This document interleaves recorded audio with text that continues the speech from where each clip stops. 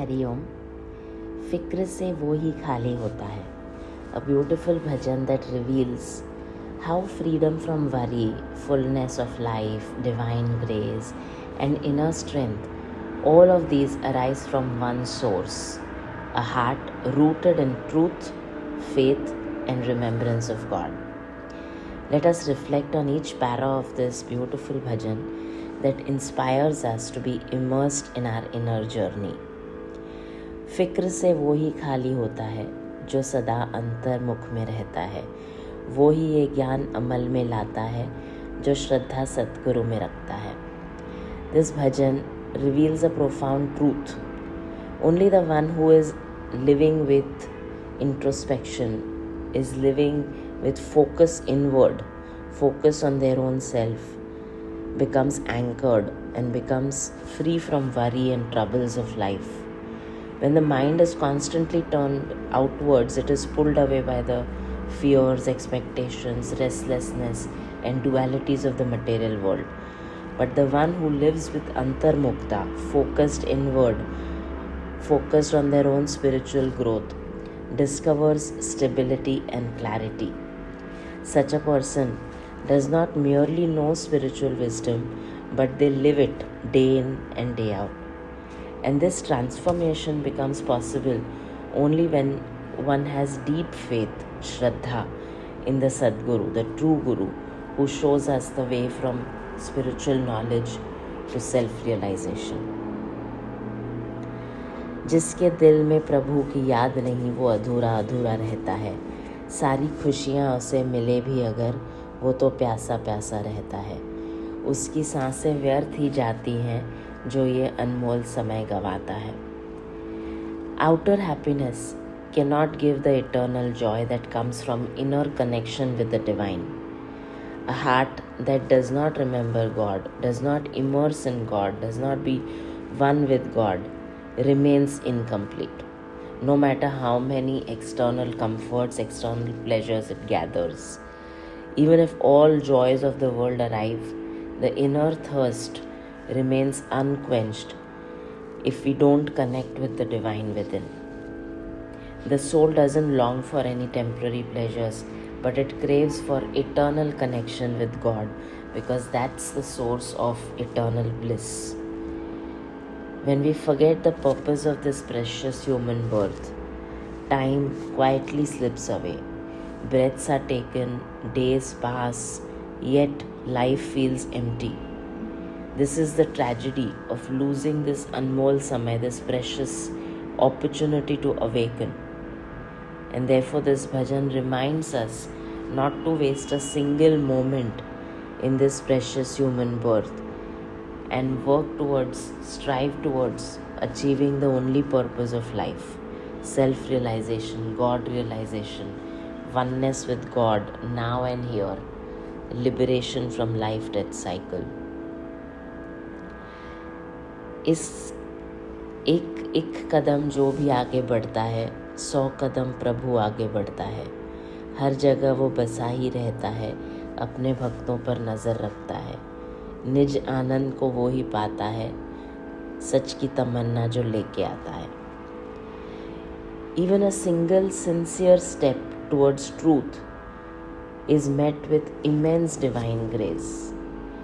We walk towards God, Guru, Satsang. We take that first step and God takes 100 steps towards us.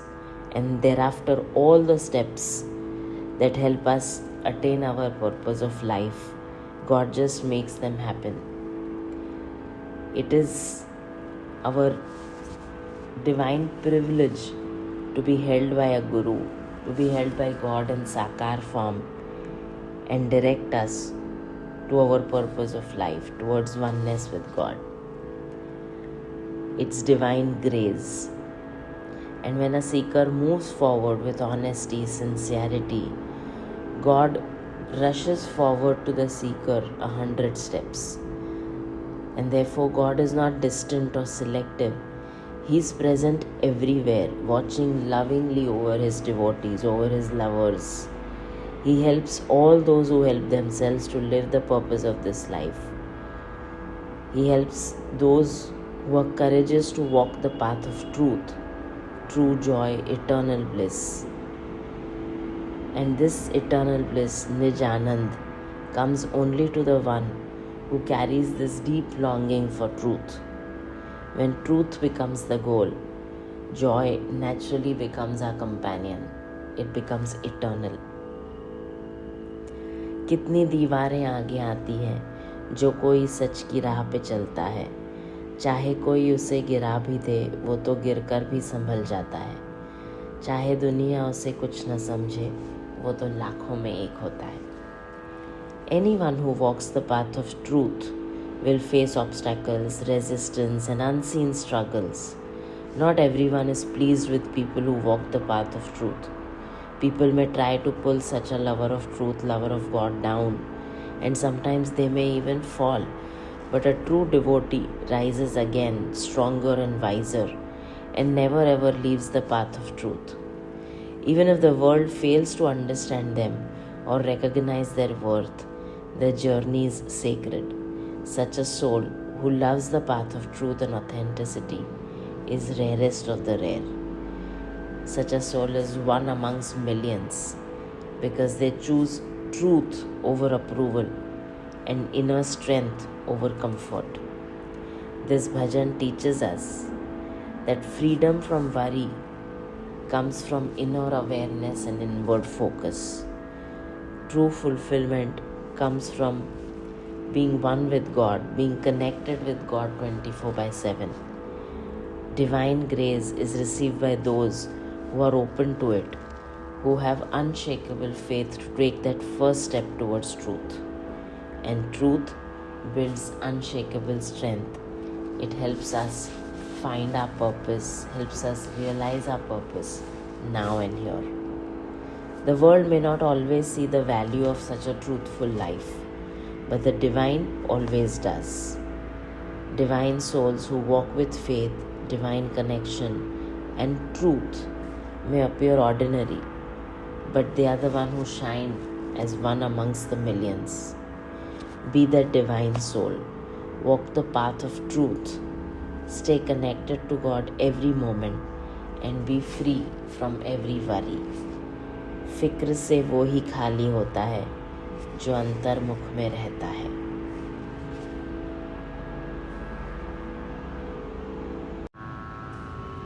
फिक्र से वो ही खाली होता है जो सदा अंतर्मुख में रहता है.